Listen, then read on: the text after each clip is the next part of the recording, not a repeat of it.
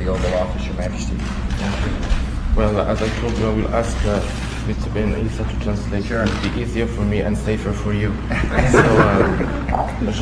Steven Issa vous remerciera encore, comme j'ai déjà dit tout à l'heure, Monsieur le Président des États-Unis, pour les paroles qui m'honorent, mais qui honorent aussi ma famille ainsi que tout le peuple marocain.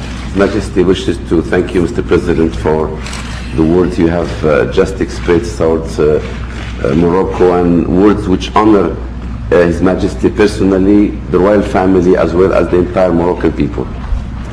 Nous sommes très honorés des relations qui ont toujours existé entre le Maroc et les États-Unis, mais je pense qu'actuellement nous allons passer à la vitesse supérieure. We are honored with the relations we have enjoyed so far with the United States, but I think it's time that we have to shift the gear to go on a higher speed. Et nous allons donc, Inch'Allah, concrétiser une véritable volonté de collaborer avec nos partenaires américains, et ce dans différents domaines. Donc, en ce qui concerne la lutte contre le terrorisme, nous sommes décidés, à raison d'ailleurs, de collaborer entièrement avec nos partenaires américains, car ce sont des actes qui sont, que nous ne pouvons que condamner. And we are determined to carry out all kinds of programs dealing with our cooperation, our collaboration in all fields.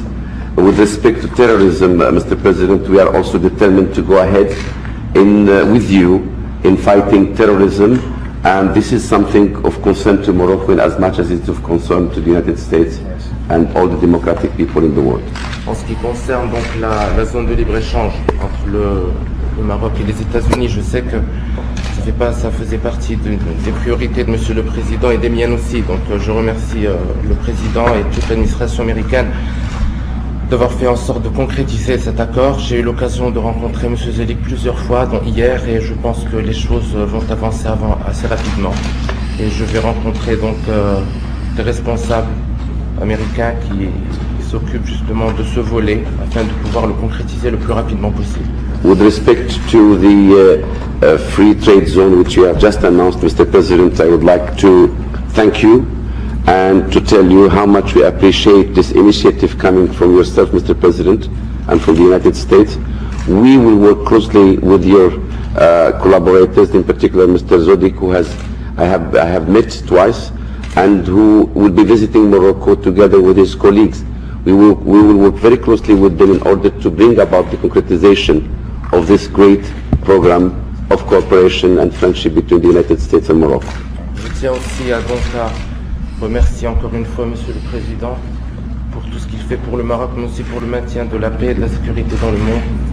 Je tiens aussi à remercier Monsieur le Secrétaire d'État, Monsieur Colin Powell, pour tout ce qu'il a fait pour essayer de ramener le calme et la tranquillité dans la région, en espérant qu'il n'a pas été trop traumatisé par mon accueil au Maroc. His Majesty wishes, Mr. President, to praise the efforts you personally make and your administration to promote peace and understanding in the world. He wishes also to thank and to praise Mr. Secretary of State Colin Powell for what he has done so far, and especially the effort he just deployed lately and the visit in the region, of which we can be beginning to see the results.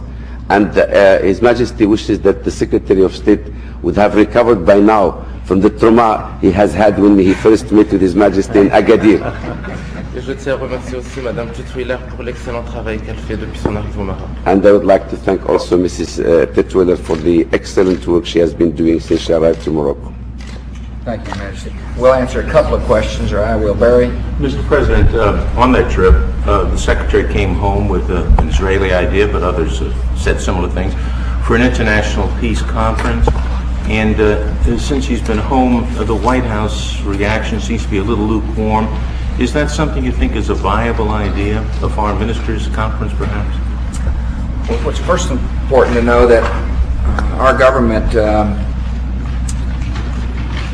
means what we say, and we said that that the only way for there to be lasting peace is for there to be two states living side by side at peace with each other. And secondly, that in order to achieve that vision, all parties have responsibilities. The Arab world has responsibilities, and we will work with them to delineate those responsibilities and to encourage them to accept those responsibilities. Mr. Arafat has got responsibilities, and that is not only to renounce terrorism, but to fight terror. Mr. Sharon has got responsibilities, and that is to continue his withdrawal.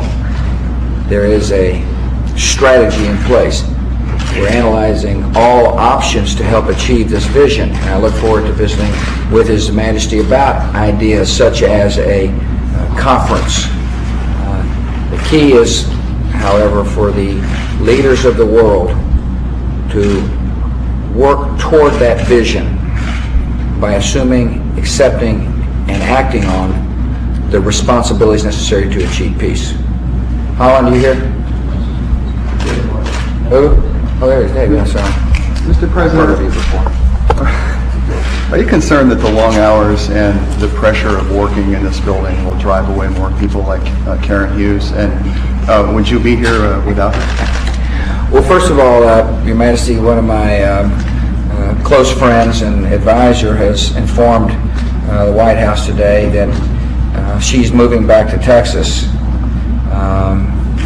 And the reason why is because her husband and son will be happier in Texas, and she has put her family ahead of her service to my government, and I am extremely grateful for that approach and that priority.